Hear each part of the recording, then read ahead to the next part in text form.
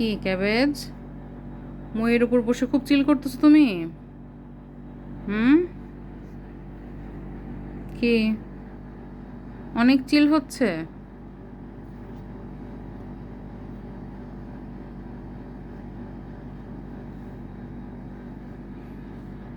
কি প্রাকৃতিক দৃশ্য, আনমনির গাছ, বাপরে বাপ, কঠিন অবস্থা তাই না? শুধু পাখি বাকি আছে, পাখি নাই। মইটা আনা হয়েছিল, এসি নষ্ট হয়ে গেছে, এসি রিপেয়ারের জন্য। এখন সেই ময়ে প্রকৃতি বিলাস করছে আমাদের ক্যাবেজ সাহেব।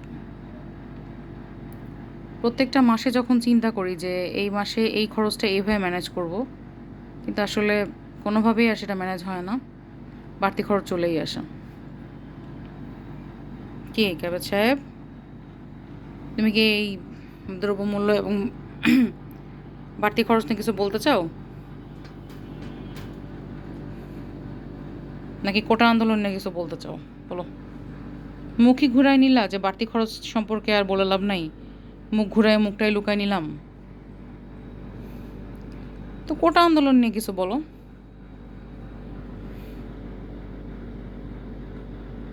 হুম, কিছু বলবা না?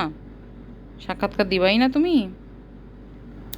এই, দিবাই না সাক্ষাৎকার?